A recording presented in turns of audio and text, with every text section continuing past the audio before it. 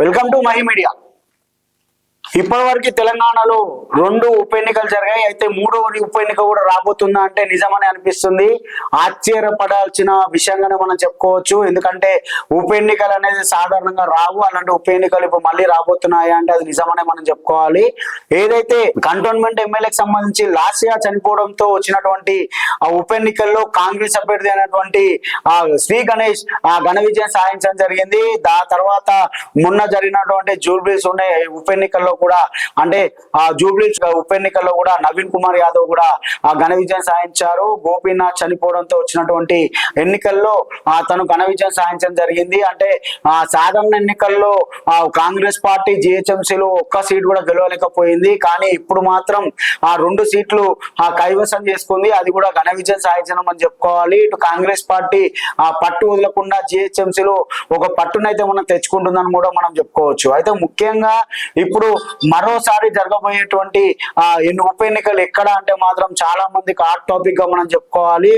దానికన్నా ముందు మనం మాట్లాడుకున్నట్లయితే 17వ తారీఖు అంటే ఈ నెల 17వ తారీఖు జరగబోయేటువంటి మంత్రివర్గ సమావేశంలో ఇప్పుడు రాబోతున్న సర్పంచ్ ఎలక్షన్ల గురించి, అదే విధంగా జిహెచ్ఎంసీ ఎలక్షన్ల గురించి కూడా చర్చకు జరిగే అవకాశాలు ఉన్నట్లు కూడా మనకు తెలుస్తుంది. అంటే ఇటు సర్పంచ్ ఎలక్షన్ల గురించి ఎంతో ఉత్కంఠంగా అందరూ కూడా నాయకులందరూ కూడా ఎదురు చూస్తున్నారు. అలాంటి నేపథ్యంలో ఇప్పుడు రాబోతున్నటువంటి 17వ తారీఖు రోజు జరగబోయేటువంటి మంత్రివర్గ సమావేశాన్ని గురించి కూడా మనం క్లియర్ గా మాట్లాడుకుంటే మంత్రివర్గ సమావేశం రోజు ముఖ్యంగా జూబ్లీస్ లో ఇచ్చినటువంటి ఏవైతే పథకాలు ఉన్నాయో, అదే విధంగా ఆ పథకాలను అమలు చేయడంలో, అదే విధంగా జూనియర్ ఆర్టిస్టుల కోసం ఇచ్చినటువంటి ఏవైతే హామీలు ఉన్నాయో అవన్నీ కూడా తీర్చడానికి కాంగ్రెస్ ప్రభుత్వం ఒక యోచన చేస్తుందని మనం చెప్పుకోవాలి.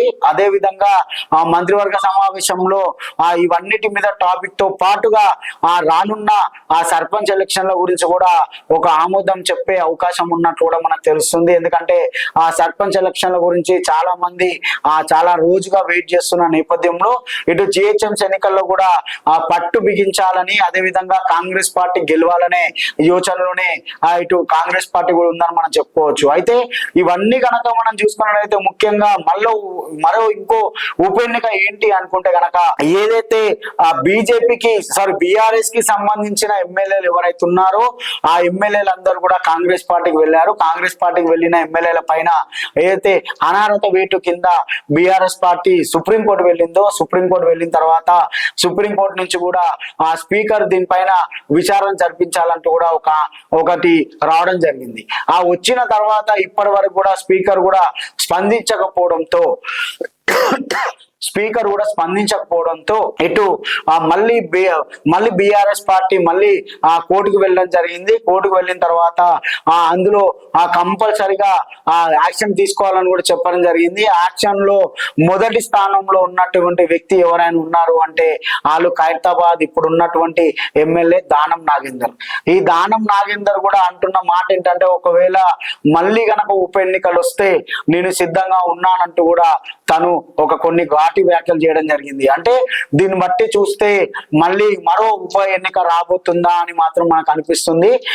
ఇంకో ఉప ఎన్నిక కనుక వచ్చినట్లయితే దానం నాగేందర్ పోటీకి నేను సిద్ధంగా ఉన్నా అని తను చెప్పడం జరిగింది. అంటే కాంగ్రెస్ పార్టీ వెళ్లడంతోనే ఆయన పైన అనర్హత వేటు పడే అవకాశాలు ఉన్నట్లుగా మనకు సమాచారం అందుతుంది. ఒకవేళ ఆయన పైన కనుక అనర్హత వేటు పడితే మళ్ళీ ఉప ఎన్నిక వచ్చిందంటే దాంట్లో కాంగ్రెస్ అభ్యర్థిగా దానం నాగేందర్ ఉండే అవకాశాలు కనబడుతున్నాయి. అంటే దీన్ని బట్టి చూస్తే మళ్ళీ గనక మరొక ఉప ఎన్నిక అది కూడా హైదరాబాద్ పరిధిలోనే రాబోతుందని కూడా మనం చెప్పుకోవచ్చు. ఒకవేళ ఇదే హైదరాబాద్ పరిధిలో మళ్ళా గనక వచ్చినట్లయితే కాంగ్రెస్ అభ్యర్థిగా దానం నాగేందర్ ఉంటారా లేకపోతే వేరే వాళ్ళు ఇంకెవరైనా ఉంటారా అనేది కూడా మనం చూడాలి ఉంటుంది. అదే విధంగా ఇటు కాంగ్రెస్ బీజేపీ నుంచి కూడా ఇంతకుముందు ఎమ్మెల్యేగా ఉన్నటువంటి రామచందర్ రావే మళ్ళీ పోటీ చేయబోతున్నారా లేకపోతే బీఆర్ఎస్ పార్టీ నుండి శ్రవణ్ కుమార్ ఎప్పటి నుంచో ఆయన ఎమ్మెల్యే కావాలని అనుకుంటున్నారు. అక్కడ తనకంటూ ఒక స్థానాన్ని తెచ్చుకున్నారు కాబట్టి మళ్ళీ తను బీఆర్ఎస్ పార్టీ నుండి పోటీ చేస్తారా అనేది కూడా మనం వేచి చూడాలి.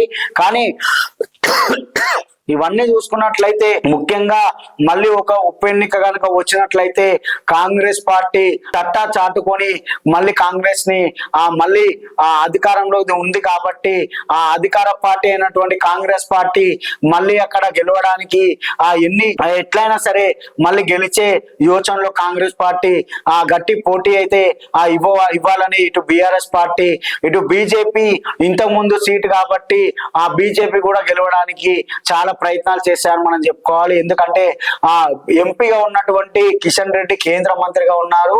ఆయన జూబ్లీస్ లో చాటలేకపోయారు, కనీసం డిపాజిట్ కూడా వాళ్ళ అభ్యర్థికి రాలేదు. కానీ అదే ఖైరతాబాద్ కి వచ్చేసరికి ఎలాంటి వ్యూహం పండబోతుంది బీజేపీ అనేది కూడా మనం చూడాలి. ఒకవేళ అనర్థ వేటు పడి గనక కంపల్సరిగా మళ్ళీ గనక ఉప ఎన్నికలు వస్తే ఇది జిహెచ్ఎంసీలో 3వ ఉప ఎన్నికగా కూడా మనం భావించవచ్చు. అంటే ఇవన్నీ గనక మనం చూసుకున్నట్లయితే కాంగ్రెస్ పార్టీ అన్నిటికీ సిద్ధంగా ఉందని మనం చెప్పుకోవాలి. ఇటు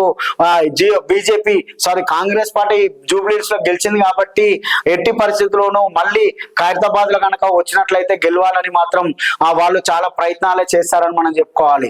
అంటే ఇప్పుడు జరగబోయేది ఏదైతే 17వ తారీఖు మంత్రివర్గ సమావేశం ఉందో ఆ సమావేశంలో మళ్ళీ దీని గురించి కూడా కొత్త హాట్ టాపిక్ అని మనం చెప్పుకోవాలి. దాంట్లో సర్పంచ్ ఎలక్షన్ల గురించి, అదేవిధంగా జిహెచ్ఎంసీ ఎలక్షన్ల గురించి, అదేవిధంగా జూబ్లీస్ లో గెలిచినాం కాబట్టి గెలిచిన తర్వాత చేయాల్సిన పనులు ఏంటి అనే దానిపైన కూడా ఈ మంత్రివర్గంలో మాట్లాడే అవకాశాలు ఉన్నాయి. అదేవిధంగా అజారుద్దీన్ కి మంత్రివర్గం ఇచ్చిన తర్వాత ఇది మొదటి క్యాబినెట్ మీట్ అని కూడా మనం చెప్పుకోవాలి. ఆ మొదటి క్యాబినెట్ మీట్ లో అజారుద్దీన్ ఏం చేయబోతున్నారు అంటే తనకి ఇచ్చిన తర్వాత మైనారిటీ సపోర్ట్ అయ్యిందా లేదా జూబ్లీస్ లో, ఆ మైనారిటీ సపోర్ట్ తో ఈ రోజు మనం గెలిచామా లేదా అనే దీనిపైన కూడా ఒక చర్చ జరిగే అవకాశాలు ఉన్నట్లు కూడా మనకు సమాచారం అందుతుంది. అంటే ఇవన్నీ కూడా మనం చూసుకున్నట్లయితే రేపు రానున్న ఎన్నికల్లో సర్పంచ్ ఎన్నికలే కానీ ఇదే విధంగా జిహెచ్ఎంసీ ఎన్నికలే అనుకోండి, ఈ రెండింటితో పాటుగా ఒకవేళ ఉప ఎన్నికలు కనుక కాంగ్రెస్ పార్టీకి ఒక గట్టిగా వాళ్ళకి ఒక ప్లస్ పాయింట్ గానే మనం చెప్పుకోవాలి. ఎందుకంటే జిహెచ్ఎంసీలో కాంగ్రెస్ పార్టీకి 2 సీట్లు మాత్రమే ఉన్నాయి. అవి కూడా ఇప్పుడు జరిగినటువంటి ఉప ఎన్నికల్లో గెలవడంతోనే, అంటే ఇలా గెలిచినారు కాబట్టి అదే విధంగా ఇటు కూడా ఒకవేళ గెలిస్తే మనకి ఇంకా పట్టు బిగుస్తుందని జిహెచ్ఎంసీలో కొంచెం పట్టుని సాధించవచ్చు అని కూడా కాంగ్రెస్ పార్టీ యోచనలో ఉన్నట్టు కూడా మనం చెప్పుకోవచ్చు.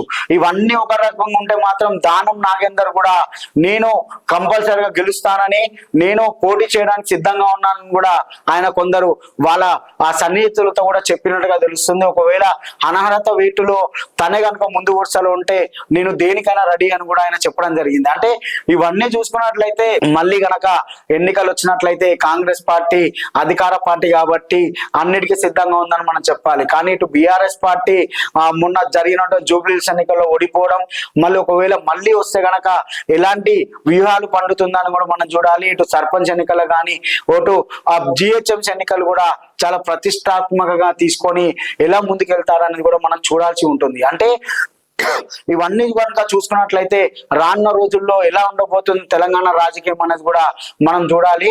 ఇలాంటి అప్డేట్లు ఇవ్వడానికి మై మీడియా మీకు ఎప్పుడు సిద్ధంగా ఉంటుందని తెలియజేస్తూ మరిన్ని వివరాలతో మరింత న్యూస్ తో మళ్ళీ మీ ముందుకు వస్తాను. Thank you.